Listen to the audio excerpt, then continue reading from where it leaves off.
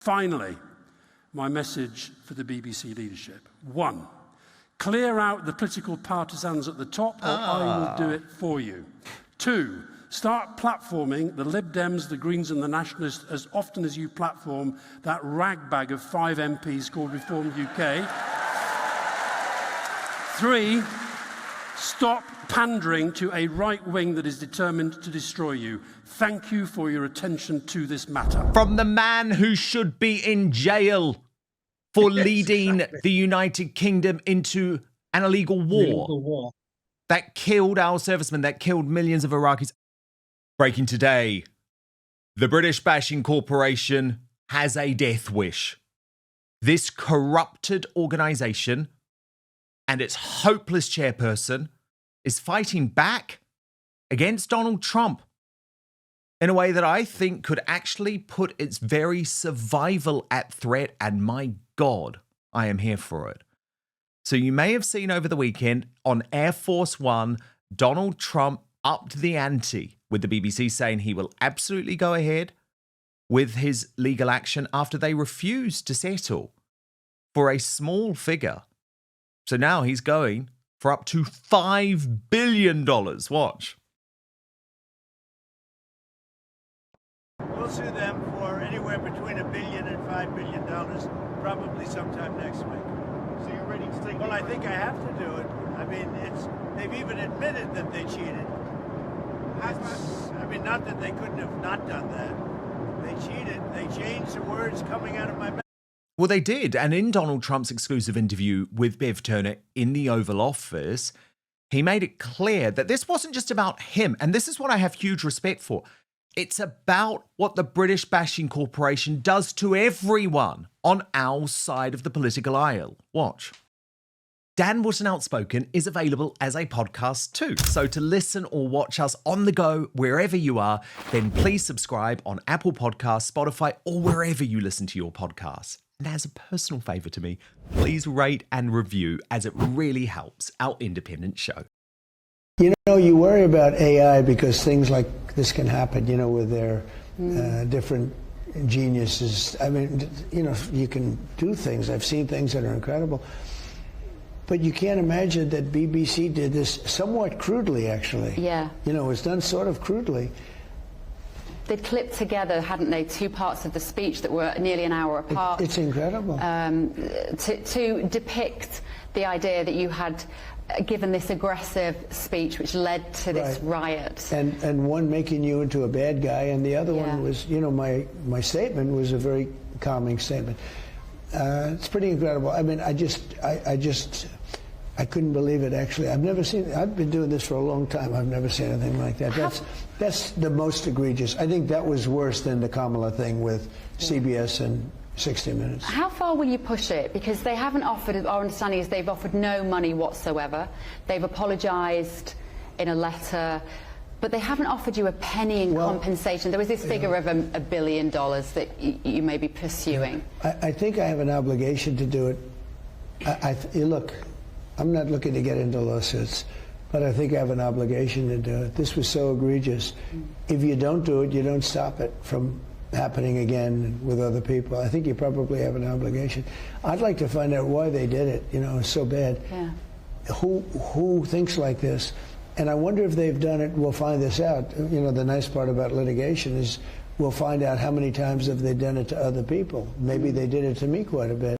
And there's so many people when it comes to the BBC who are trying to turn this into an issue of Brits versus the rest of the world, as if we have to be proud of an institution that has shamed our country, disgraced our country for decades. Remember, this organisation shielded our most despicable paedophile and actually ran a paedophile ring around Jimmy Savile. So I've said for a long time, if it was a private organisation, it would have been shut down a long time ago.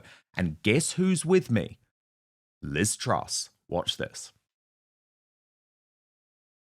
There are lots of people in Britain who are cheering President Trump on and who want him to sue the BBC because they're a huge problem. They've lied, they've cheated, they've fiddled with footage, both in the case of President Trump, but also covering up what's happening in Britain, whether it's mass migration, whether it's our economic problems, they are always biased towards the left. And the British taxpayer has had to pay for all of this fake news. So there is a lot of excitement amongst Conservatives in Britain at the moment that President Trump is actually taking the BBC on. Do you think an apology from the BBC is enough? No, I don't, because they keep doing it again and again. They have painted a completely false picture of President Trump in Britain over a number of years. They've done the same thing about Conservatives in our country. And I believe the organisation needs to be defunded. And as well as suing the BBC, I think it would be fantastic if President Trump were to encourage stopping the British taxpayer funding what is fake news that is damaging Britain's reputation. It is, and they do keep on doing it again and again. Look at this. White House fury at Trump monster jibe in showpiece BBC lecture, with the Mail reporting the row between the BBC and Donald Trump has escalated further after it was revealed the broadcaster commissioned a fierce critic of the US president to deliver its flagship annual lecture. Dutch author Rutger Bregman used the high-profile events to draw parallels between Trump's America and the rise of fascism in the 1930s. As Nigel Farage said, the BBC is diseased and needs radical surgery at every level, including the removal of the license fee. I say just shut it down. Seriously, just shut it down altogether. Especially after its completely hopeless chairman released a new letter to staff today promising to fight the US president. Let me just read you the key line. I want to be very clear with you. Our position has not changed. There is no basis for a defamation case, and we are determined to fight this. So guess what? They're following the Alastair Campbell playbook. Because Alastair Campbell at the weekend decided to do a little cosplay of Slippery Starmer. It was as cringeworthy as you could imagine. Watch.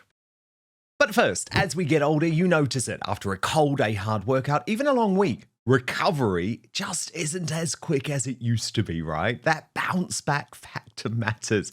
And it turns out the secret isn't luck, it's stem cells, your body's built-in repair crew. With age, that system slows down.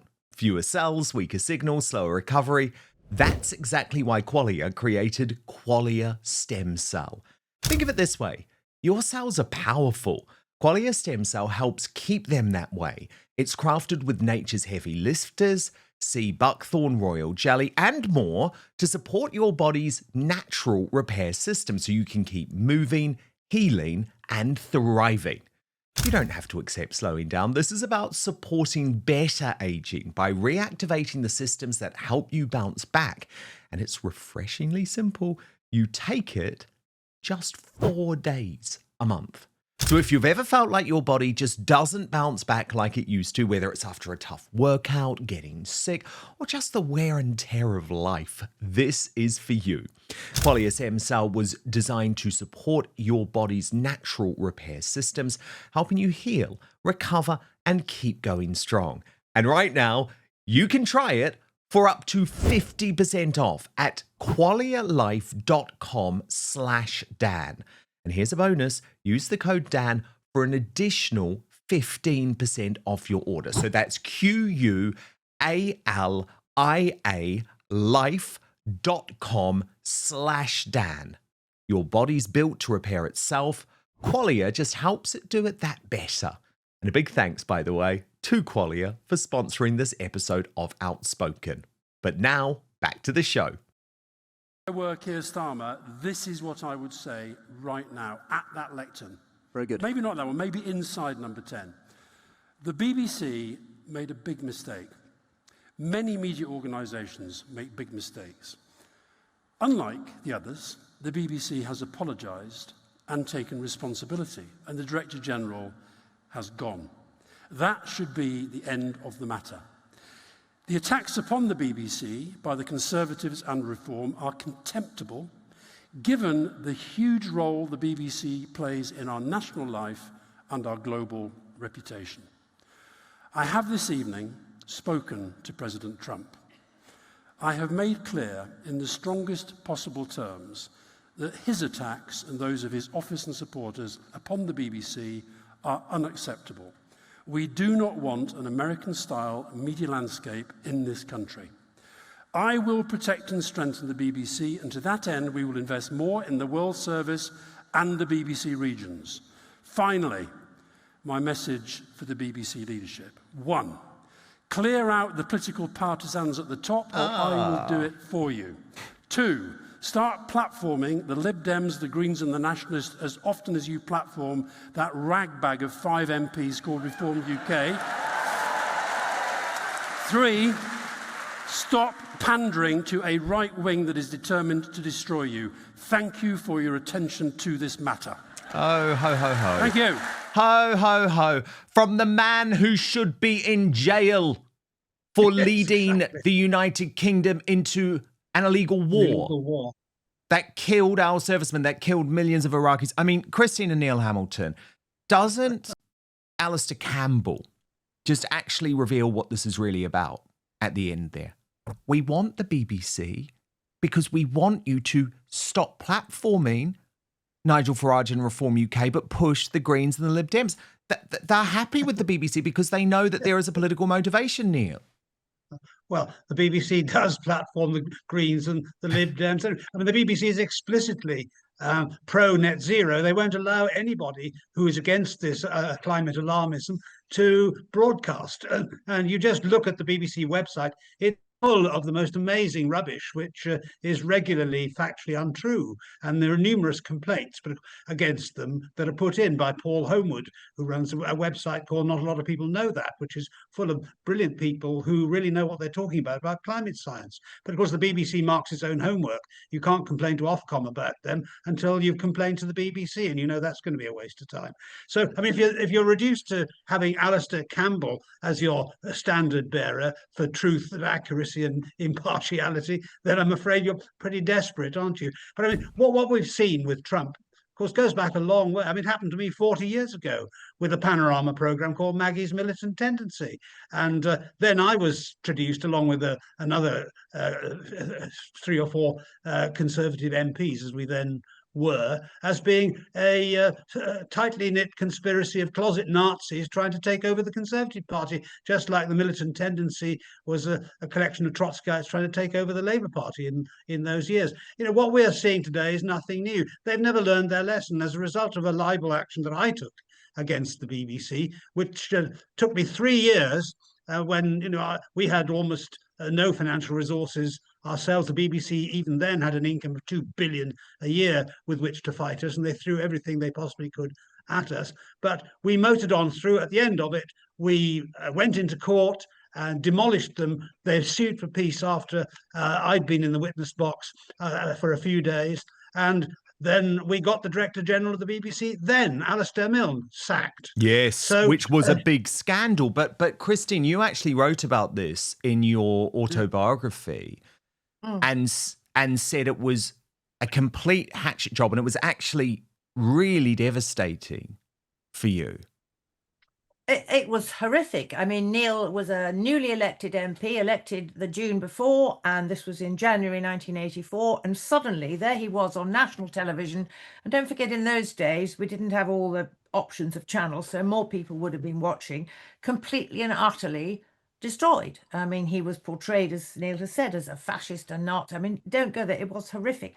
But what is extraordinary to us, because we were promised, of course, oh, we won't do this again, you know, this will never happen again, we have tightened up our procedures. The tactics that they used against Neil were exactly the same. They said that X was Y. They spliced together this and called it that.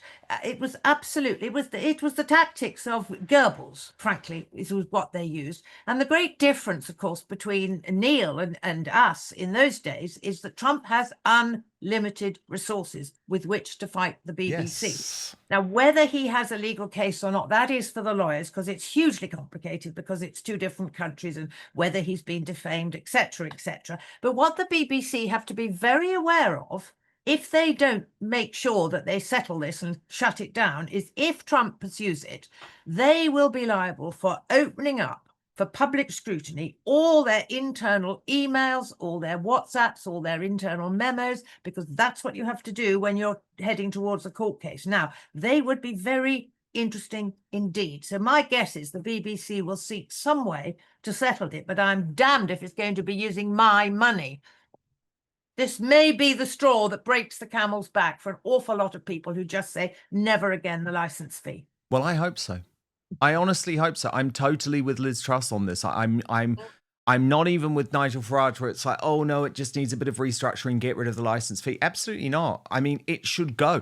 Sure, turn it into a entirely private broadcaster, and if people want to pay for it that way, then fine. But this is an organization that has been disgraced over so many years. I mean, how phenomenal, not in a good way, but how phenomenal that Panorama was allowed to stay on air after what they did to Neil Hamilton. And I just repeat the point. Imagine if this had been a private enterprise, the idea that you'd still have Panorama on air, operating, still screwing people over 40 years later would just be for the birds. But it's the BBC, so they get away with murder.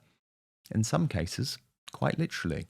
Thank you so much for watching Dan Wootton Outspoken. Please click on my face just to the bottom left to subscribe to this brand new independent news source and turn on the notification bell so you'll be alerted to our brand new live shows, uncancelled interviews, and special royal episodes. Outspoken is also now available as a podcast, so you can listen to the show every weekday on the go, wherever you are.